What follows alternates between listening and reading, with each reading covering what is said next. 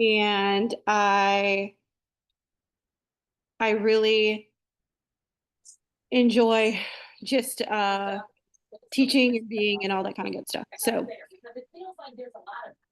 I hope that for those of you that are new to me, that we can integrate you into the community, that you find a friend, get excited about your yoga practice, and um, what is out there to offer.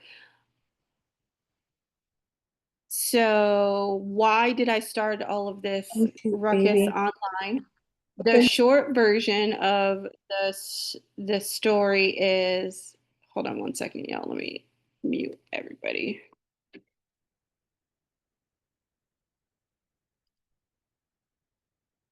Okay, so the short version of the story is that this was born out of frustration. I had done my own yoga teacher training and I had gone to a whole host of classes and had taught quite a few classes at that point, and I didn't see very many people that looked like me when I was a teacher or even when I was a student. And out of that kind of sense of frustration with not seeing me reflected back to me in the space and something that I thoroughly love and enjoyed, I kind of went on this mission to first open a studio to say, okay, well, maybe this is the issue that there isn't a space that people feel comfortable to come to in order to practice yoga. So I did that, and I have the studio, and we've been doing the studio business for since 2017. So it's fun, and I enjoy it. All of that's great. However, what I found in doing that is even though I was providing the space, there was still a lack of teachers that were available to teach classes. Like it was just few and far between. If I saw someone that looked like me as a teacher, if I happened to bump into someone, it was quite the anomaly in the yoga space in general. And it didn't really matter where I traveled to, that was just kind of the thing. So I began to expand our teacher training program that we had at the time was being taught just in studio. But about, let's see, 6 months before Rona came along, because, she was that girl that turned all of our lives upside down. I had taken that training and I stuck it online because I didn't know what was going to happen to the world. None of us did, right? We're still living through the chaos that was. So I stuck teacher training online, and I was like, you know what? Maybe 50 people will sign up for teacher training. Cool, great. 50 people, blah, blah, blah. That is not how that went. We had 120 people sign up in a 24-hour time. And I was like, oh shit, this is a thing. and people want this thing.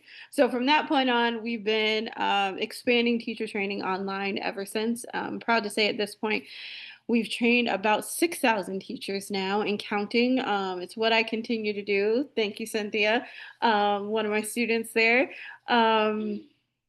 It's what we continue to do, and it's my jam, and I love it. And my hope is that we can continue to grow in that way, um, and build better practice and better communities. And this masterclass is kind of a reflection of where I am and how things have grown for me as a teacher. Um, Yoga for Liberation is kind of born out of this frustration of when you show up to a class, there's kind of a certain set of general cues that are given to people with the assumption that everybody has access to the same um, has access to the same ability and mobility. And it is a very kind of narrow view of what that person looks like that has access to that mobility and ability. I'm sure y'all know what I'm talking about for those of you that have been in a class a time or two before. Um, this giving people the opportunity to see themselves in class and actually have access to posture that they may have never saw themselves being able to do, or just giving them the building blocks to maybe one day experience that posture to its fullness for that person, is what I'm all about. And in Yoga for Liberation, it was a big deal for me. It made sense for me to start kind of having that conversation out loud in the yoga space. Um, so Let's jump in. All right, so you made it. Y'all are here. We're here. We're kicking it together, having a grand old time. So let's take a deep breath, big inhale, exhale, let it all go.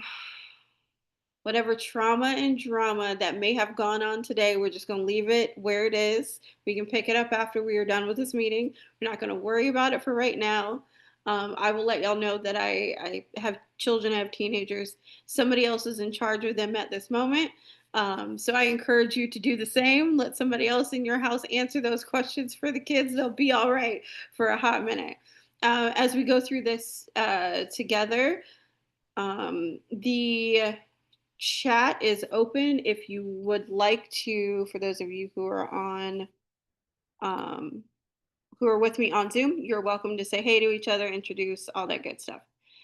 All right. Yeah, so feel free to talk. If the chatter gets a little too chatty, I may turn it off because oddly enough, when I teach, it does become a distraction to watch this whole conversation going on to the side. However, if we use it mindfully, we can keep it open while we go through this together. All right, so let's get into it. I'm glad that y'all are here. I appreciate you taking the time to do this with me. As I said before, I'm Ashley, founder of Black Prana Yoga Magazine and Black Prana Yoga and Pole. We are going to talk today a bit about the Black Prana method itself, which I am the creator of, procurer of, sharer of.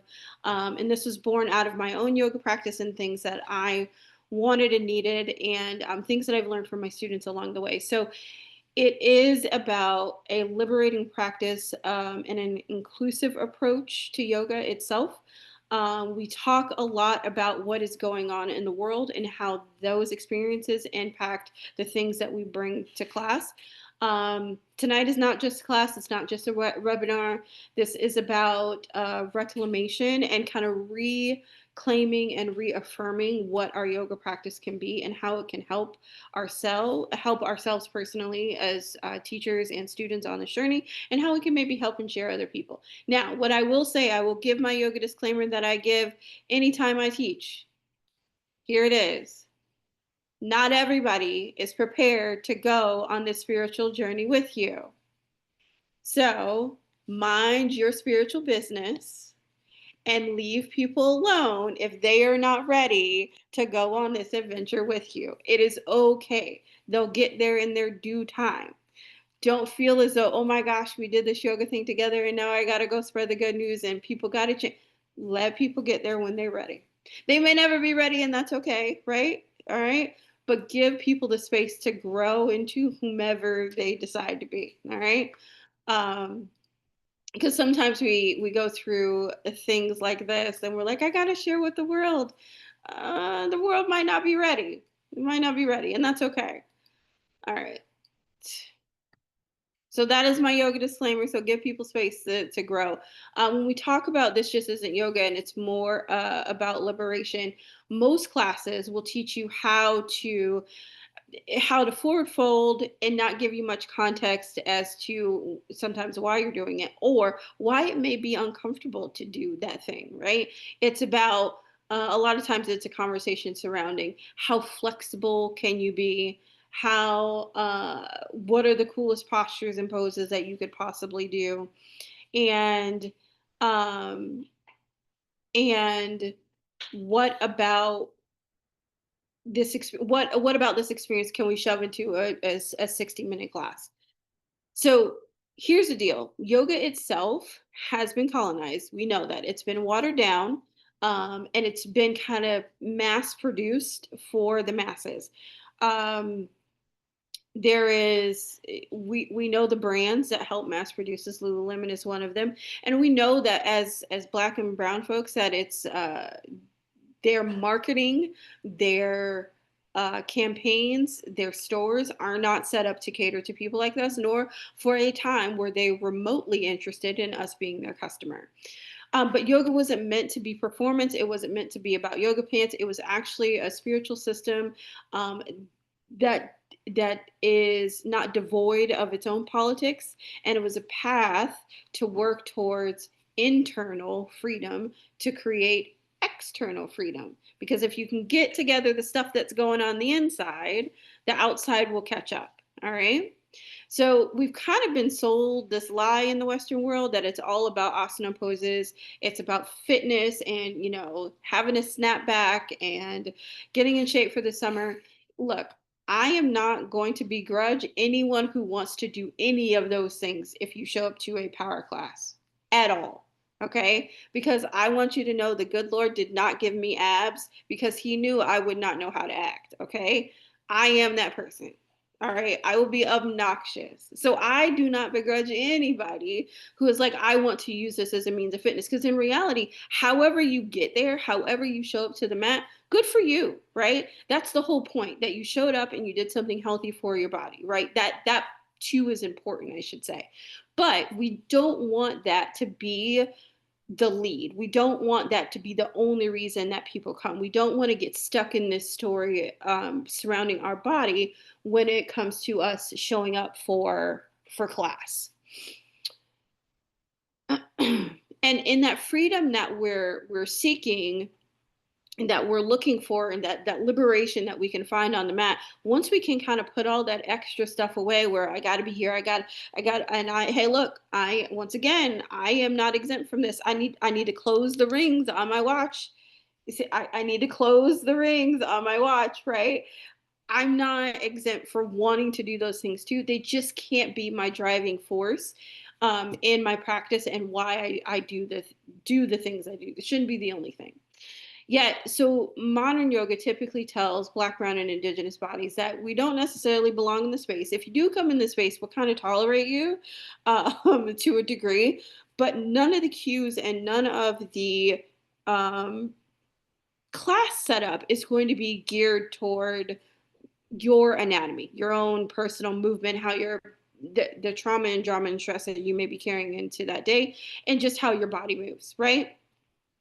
But we know that in order for us to kind of return to those roots, to dig into who we are, we have to begin to deconstruct the way in which classes are set up, and deconstruct a way in which we're willing to take on deconstruct the way in which we're willing to show up to those spaces, being willing to take up space when we're there. So just a refresher for the yoga roots portion of this. Yoga originated over 5,000 years ago across the Indus Valley region, what is now India, Pakistan, Nepal. It also has roots in Africa as well. It was a spiritual discipline and system for liberation, not a fitness trend. Yoga was passed down orally in community through breath, movement, and mantra and liberation. It was a system of collective freedom and not individual perfection. So here's the thing. What's kind of happened in the Western world is that there's a whole host of poses. Let me rephrase that. What we can get caught up in the Western world is chasing the certain yoga pose. I want to be able to do this thing. I'm not exempt from that feeling either. However, once again, we don't want it to be the driving force of our practice. We can't talk about the reclamation and the changing of yoga and liberating yoga itself without talking about colonization, capitalization, capitalism, and white supremacy. It's all a part of it. These things happen in studio spaces when we choose, or when studio owners choose to say things like, we don't talk about politics in the studio. We don't see color here. Let's keep it positive. All of those things are problematic. Do we all know why they are problematic? Okay. We can't pretend that we don't see color because my lived experience is not somebody else's lived experience. So when you say you don't see color, you are inadvertently discounting that person's human experience. You are inadvertently dehumanizing them in that moment. When you say you don't see, I need you to see that I look different from you, because then that allows the space for me to tell you and to show you and to share with you that my lived experiences aren't the same as yours, because I'm not perceived in the same way. Keeping things positive. So this is my biggest thing right now, especially with the dumpster fire that it can feel like the world is on any given moment right now. This idea that we're going to keep it positive and pretend like the things that are going on outside do not affect the bodies that come through the door. That is just not real by any stretch of the imagination. One of the hardest things to do, and I've talked to my students about this before, and I'll share for the purpose of this. One of the hardest things to do was to go through the experience regarding George Floyd in 2020 and then step into the studio and have this kind of idea that we just weren't going to talk about it, that people didn't, there were some spaces where it was taboo to talk about and nobody wanted to ask questions, and that's weird. We all watch something tragic happen, and this idea that just we're just going to pretend, we're just going to be really quiet, and we're going to roll out our mats, and we're going to smile at each other and be all lovey-dovey, love, light, and positivity. So bizarre, and it's very disingenuous, because what happens to people that are impacted by this type of news, you're telling them that that part of you is not worthy of attention and care and affection and love, and to have space for it. Put that over there, but show up to this yoga class and get on the mat and breathe like everything is okay. That's very uncomfortable. All right. So as we dismantle this current system we have and dismantle white supremacy, the other ways that these things show up in studios is cues ignore cultural context or anatomy. It centers a particular body, whether it typically is a thin white female body that gets centered, and then teacher training that does ends up not mentioning any of the politics of the world and who yoga has been packaged and processed to uh, and and been made available for, even in the pricing. Okay, even in the pricing, that it's not just that the environment itself is not necessarily welcoming, but the price point. Because I don't know if you all know this, but I'll share a statistic for you. The median household income to do yoga as it stands uh, within the United States typically has to be about $72,000 to have the disposable income to participate this on a regular basis. Now I know that there are other uh, studios out there that do what they can to make things affordable. I know that I do it on my end, but I am the exception. I'm definitely not the rule. Um, so just marinate on that a bit. So even the pricing can create a space of exclusion. All right, so a liberatory practice is not about just necessarily your backbends. It's finding the truth and connection in what works for you. Um, things um, Here's what that can look like. You can cue and move bodies within your classes with care,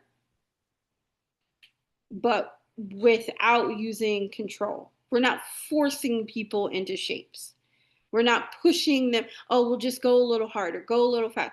No, we're encouraging and holding space and giving them the opportunity to see what's possible as teachers. You get an opportunity to practice being present in that moment, in that body, and in a body that that person may not necessarily have always felt safe to be in. So we're given the opportunity to provide them with a container in that experience, in that 60-minute asana practice, where they can check in and investigate what's going on with them personally. Essentially, it has very little to do with you as a teacher. You are just meant to be the space holder and provide them the space to get connected with their internal selves. It gives an opportunity to honor the roots of yoga and what the practice was original intention of what their practice was meant to be for people, without being in the way, without making it about yourself or just the asana practice and pose.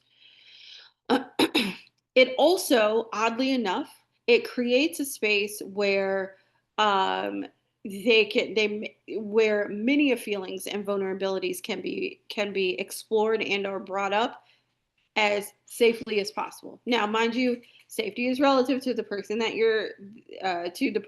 you are working with or the person in class. But when we are aware of these things, it gives us an opportunity to create as safe a space as possible, right? In a liberatory practice, we allow rest as resistance. That fear and stress of the world that can come up, that rage itself can be sacred. We don't have to pour positivity all over and say, oh, you don't have to feel this way. We'll let that go for now. You know, in this particular moment, if they're feeling angry or angst or stressed about the things that are going on in the world, that's okay. We're not going to vilify those feelings. It's an opportunity to attune with your own body's rhythm, and breathing and movement to reconnect with self. And then it gives you a chance to kind of reclaim what your yoga practice looks like for you. Yoga cueing is, as I said before, is one of the most colonized parts of the practice, because not everybody is an able body. And here's the other thing, not everyone wants to quote unquote be corrected. And what we've kind of been taught as alignment, that may be discomfort for someone else. So I will give you an example. So I put up a post for the folks that are on Instagram. I put up a post a few weeks ago regarding down dog and deconstructing what down dog is for people. I cannot tell you how many messages that I received about, oh my God, this helped my practice. I was suffering in this pose for so long and it didn't have to be this hard. My first thought was, how many classes have you gone through before somebody said, hey, by the way, it does not matter if your heels touch the ground or you're not. That is not the point. And then someone said, oh, by the way, if you use your thighs, if you use your legs, it will take all of that pressure that is on your lower back off. If you engage your abdominals, it will take all of the pressure that is on your lower back off. Now you have an opportunity to experience this pose of active rest, even though it gets referred to as a resting posture, but without a certain set of cues, it can feel like fresh hell, right? It can be miserable. It allows you to experience it as active rest without suffering. Just because it's an active resting posture does not mean you have to suffer through it. Those are two very different things, right? Or your shoulders hurt because all of your energy is being dumped into the front portion of your body and your legs aren't engaged. And oh, by the way, if you don't use your abs, for those of us who happen to have an ass, who have an asana back there, your lower back is going to bear the brunt of that pressure if you have a lordotic curve, and it hurts and it's miserable, right? But if your body's not built like that, you know what you don't think of? Giving people those cues. It does not cross your mind, right? Because that is not what your life experience is. So you have no reason to explore that. So if just, this is my yoga teacher disclaimer, if somebody has not told you by now, it doesn't matter if your heels touch in down dog. It doesn't matter. That's not the point, right? The point is the inversion. The point is the abdominal engagement. The point is using your quads to help support the rest of your body, those big muscle groups, so you're not slowly dying. But again, as I said, if we don't take the time to investigate these things, we'll continue to go to classes, and us as teachers, it can turn into, or as students in these classes, it can very quickly turn into, oh, well, this pose just isn't for me. It's just hard because it's hard. I'm supposed to struggle, right? There's some glory found in the struggle of this particular posture. Meanwhile, back at the ranch, all that needed to happen was we needed a better set of cues that fit the bodies that are in the room. All right. So everyone doesn't want to be corrected, and everyone learns the same, and they don't. Not everyone absorbs information in the exact same way, and that's no different in a yoga class. So one of the things that you kind of want to be mindful of, especially if you're going to teach with a song that has lyrics to it. I happen to teach a hip hop class, and this is why I'm mentioning this particular thing.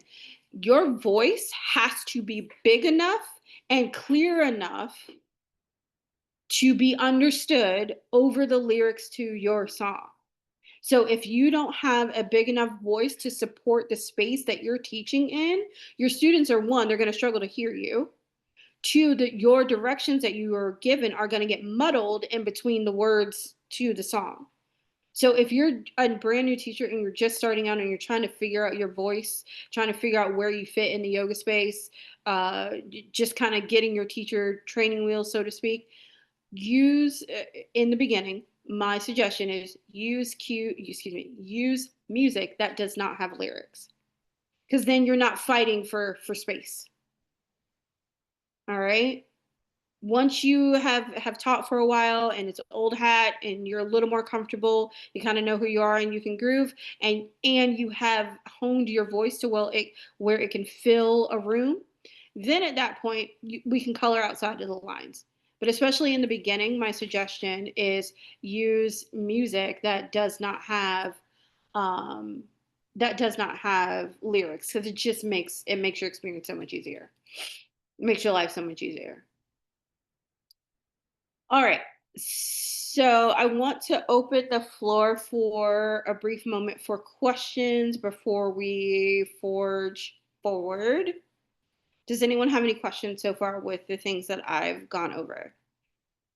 You are welcome to raise your hand for my folks on Zoom. Oh, let me make it so you guys can unmute yourself, because I did. Okay, you should be able to unmute yourself if you do have a question. Otherwise, just pop your hand up and I'll be able to see it on my end. All right, let's keep it going.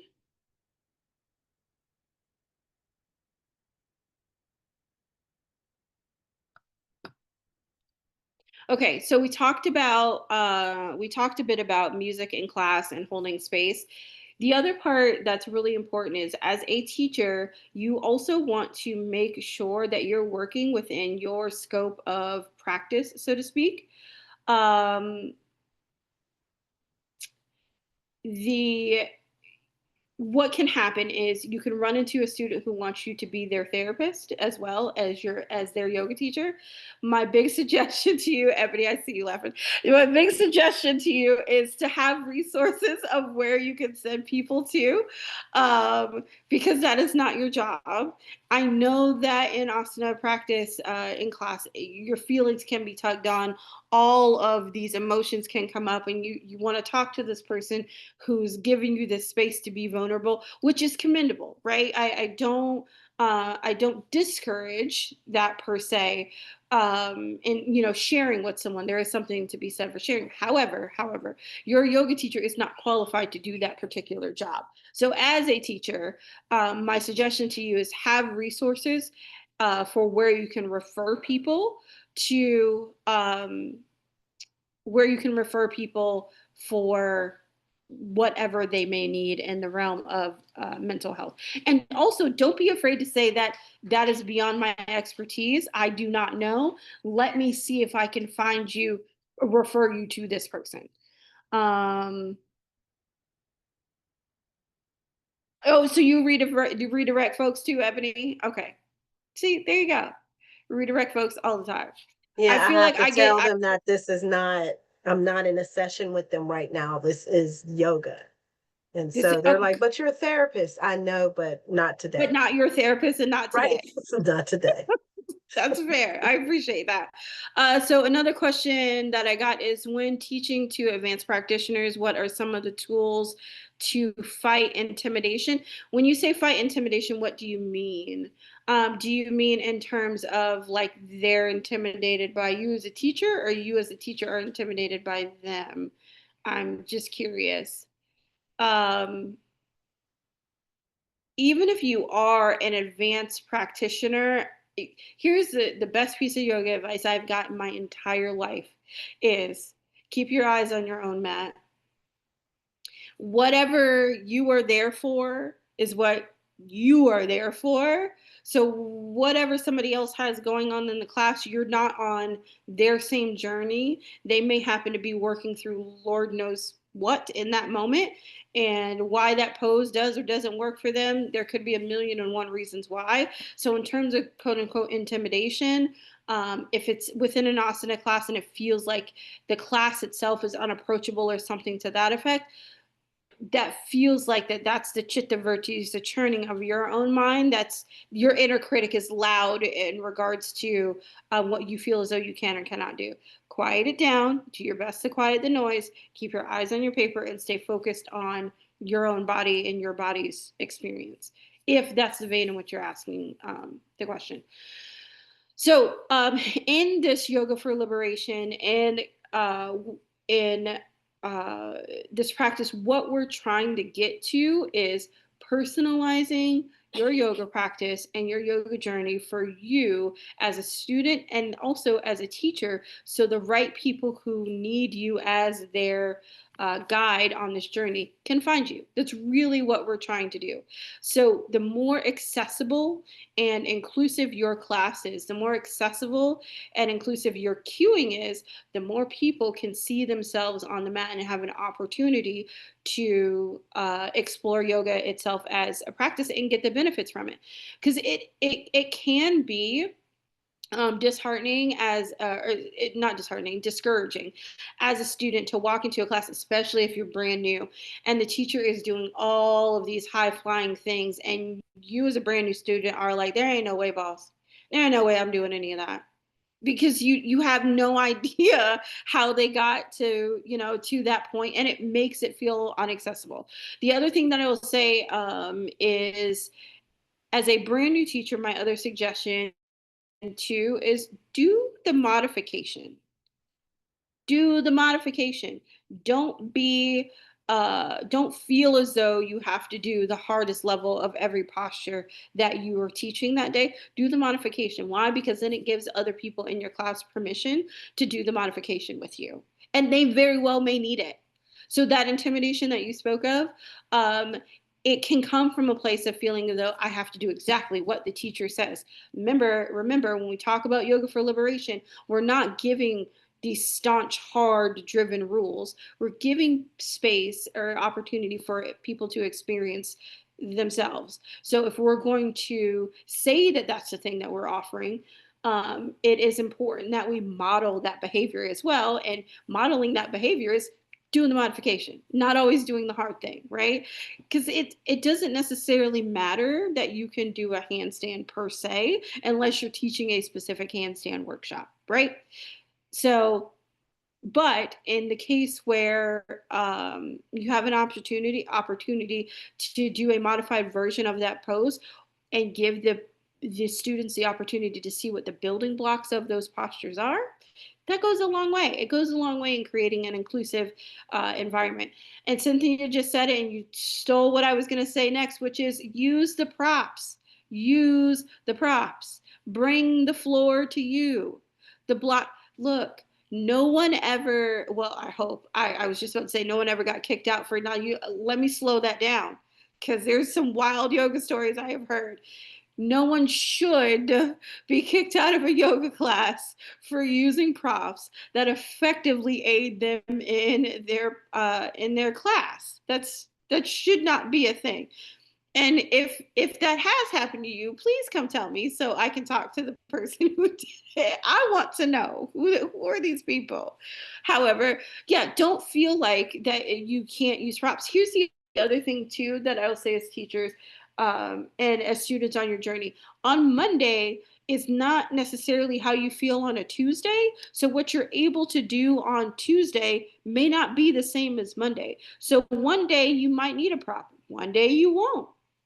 Give yourself the grace to explore your practice. If everything is so staunch, super tight rules where you can't color outside the lines, where you don't have an opportunity to experience what actually works for you, then you have nowhere to grow to. The body has nowhere to expand to see what's possible if it's always in this tight, neat little box or bubble where you're always constrained and I must do it this way. I have to do five sun salutations or then I'm not doing yoga. When we create these staunch rules, then we create ways for us to try and get out of doing what we're supposed to do. Because then it turns into, oh well, I can't get 5 sun sals done today. I'm not going to do it at all. Right? If the rule is I have to do 5 every time I step on the mat, now I can say things like, I don't have time for 5, so I don't do any. But if the rule is, or if the conversation with self is, I'm going to do sun salutations today, now you've set yourself up to win, because as long as you get on the mat and do one, even if it's half of one, you know what you did? Sun salutations today. So, in this liberated practice, in this opportunity to create kind of freedom and movement and freedom in this discipline, the most important thing that if I could share to take with you is grace for yourself and grace for your students.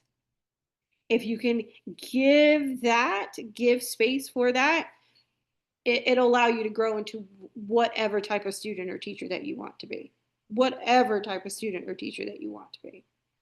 I'll say that again. Whatever type of student or teacher that you want to be is now available if you can give yourself a little grace to learn and grow along the way. Yoga is hard enough from a personal exploration perspective. It's hard enough on its own. Let's not make it harder by allowing that inner critic to be so loud that we cannot hear the good things that are available. Allow that inner critic to be so loud where we cannot see the people that are in front of us that actually need our help to grow as students and as teachers. All right. So here is what I want to tell you as we wind it down here. First, I want to see if there are any other questions and make sure I didn't miss anybody. Yes, liberated practice is the actual practice of self-compassion and self-acceptance. It is 1,000% that. And it's also not, um, it's also a means of giving yourself grace even when I don't want to say the bad things, but even when it gets noisy in there. So what I mean is, like, yes, there are poses that I would love to do, right? And my mental chatter about I got to do this every day, I got to do that every day, da, da, da, da, da, and if I don't do it, then I'm not doing the thing. But I need to give myself the grace to say it's okay if my mental chatter sounds like that. It's all right. I'm not going to beat myself up about it. That doesn't mean I took 10 steps back or whatever. It just means in that moment, right, that I was being human. We say, okay, this is a moment. We're not going to let it get the best of us. We're going to move on. And we're going to step on the mat the next day and see what's available. Does that make sense? Okay. Questions before we begin to close? Any other questions or comments? I will open the floor for both since I did not do that earlier. Okay. So here is the most important thing of this entire thing tonight, and the reason that I wanted to open the masterclass. Yoga and compassion and grace is all important, but how do we get this training and how do we keep these things going and how do we do it reasonably? And I grapple with this on a regular basis as a person who is running a business and has a family to take care of, but I also have this driving need to take care of uh, everyone in the yoga space and give an opportunity and give access to class as much as I possibly can. So um, here's what I have available for you. I am supposed to, Ebony and Cynthia, y'all be nice to me when I say this. I am supposed to raise the price of teacher training today. I am supposed to. That's what I'm supposed to be doing. Okay. But I know y'all see, I knew y'all were gonna make the face at me. I knew you were going to. Okay, but here's what I'm gonna do. I'm gonna leave our summer deal pricing until the end of June, until June 30th. Okay. All right. I am going to raise it. It absolutely, for me to be a good steward of my business, for me to be a good steward of y'all, I have to let it go back to regular pricing come July 1st. All right. And so my husband doesn't fuss at me either. Anyway, uh, so so here it is right now. Regular price for 200-hour is $1,111. Right now, for the summer deal, it's only $45. And I'm leaving it for 200-hour until July 1st. For 300-hour, it is only $50 until July 1st. The regular price is $15.55. And for 500-hour, the summer deal price is $55.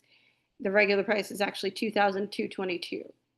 So at some point in this, I have to go back to I have to retire legacy pricing. That's what I'm trying to say here.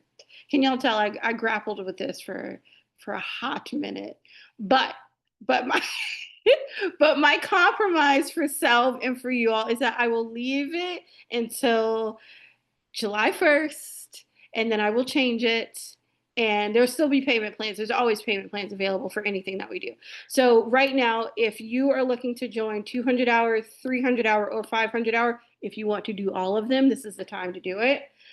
Even if you cannot start the course right now, I would still say register, because once I change the price, then you're stuck with what the regular price is. So I know most businesses don't tell you when they're going to do something like this. I have never operated that way. Cynthia and Ebony can tell you that I'm super transparent about whatever is going on in the business regarding pricing and this experience, because I really do feel like, one, you're owed transparency, two, that we're in this collective together, and the only way that we can make change is if I'm just like telling y'all what it is. So um, in order to get access to these things, all you have to do is send me a DM. That's it. To give you access to it, and I will send you the link to register. If you want to be really crafty about it, if you click the link on our Instagram, they're all there, and you can go register right now, and you don't even have to have a conversation with Ashley about it. So the difference is 200-hour is very asana practice heavy, because it's for brand new teachers who are just stepping into the yoga space. Maybe they've taken a handful of yoga classes here or there. 300-hour is more anatomy and a bit of philosophy. 500-hour is very philosophy driven, digging into the 8 limbs of yoga. And we take this liberated decolonization of yoga approach, where we do talk about white supremacy, we talk about racism, we have those political hard conversations in 500-hour as well. You get a little bit of that in 200-hour, a little bit more in 300-hour, and a whole lot of that in 500-hour, and that's purposeful. But I also want y'all to know, and I guess it would be weird if I didn't say this, it is a Black centered yoga teacher training, because I am a Black woman. So that's what you get when you come over here. We're probably going to talk about Megan Thee Stallion at some point, because I can't help myself. Like, this should be. You will know if I've gone to see Beyonce. That's how I get down in the world. So you'll know. I mean, it's just what it is. I am a person too, and those things come along with my yoga practice and the way in which that I teach. It's part of me being human. So the other thing I'll say is I welcome anybody who wants to rock with us. Just know that it's pretty Black over here. So if you're not comfortable, I don't want to tell you, but it's what it is. You're welcome. You're welcome to come. I'm not saying don't come. You can totally come. Just don't be surprised. And for my OGs who've been around for years, because we're about almost 5-6 years into this now, y'all, they will tell you this is who I am. And I have not changed. I mean, my head shaved this go around. I guess there's that, but yeah, you're welcome. You're welcome. Nicole, look, I think, matter of fact, I think you were the one I sent the message to. If you want to come kick it with us, please do. Come over here. Just know that we're Black over here, but you can hang out. Like, anybody's welcome to hang out. So, any questions for me as we close? I hope that this is helpful. I hope that this helps set the tone for what's possible in yoga, what's possible in your practice, how you can see yourself in your practice, and how you can bring this to other people. putting this system together on the Black Prana method has been one of the most exciting and liberating and fun things to do. I am proud to be building a lineage that is based on real people, real bodies, and real experiences, where we can go and share the things that we've learned in community and be connected with with one another, and maybe make some positive change in this world. So I'm proud of that. Um, I'm proud that at this stage in the game that we are doing it without upholding white supremacist driven systems. If you know, you know. Um, and we'll continue to do so. So if you have questions for me, feel free to send me a DM. For those of you who have my number, I know all of my students have access to my phone number, so send me a text if you have questions. If I have emailed you today about registering for teacher training, know that we are going to keep our summer deal open until June 30th. So please, please, please take advantage of it. I'm going to be a good steward, and I'm going to give myself the same grace instead of business boundary. If you email me on July 1 and you're like, Ashley, can I? My answer is going to have to be no, because I've given y'all more than enough time. And Ebony is backing me up on this, and I feel good about it because she's a therapist and she said so. And Ashley is setting healthy boundaries. Okay? Yes. Look, see, this is why I tell y'all I'm a regular person. All right. We are in this together. The only difference for me is I just been doing yoga for a few more years than you have, but ultimately, I'm a regular person that happens to run a cool yoga business and enjoys people. That's it, right? All right. So I hope that this was helpful. I hope that this invigorated you in your own practice and your own experience, and that you can take this out into the world. I thank you all for being here. If you need me, you know where to find me. Definitely send me a DM or send me a text. And as always, I look forward to y'all seeing y'all on the mat, and I'll see you in class. Y'all be easy. Have a good one. Bye, y'all. Thank you.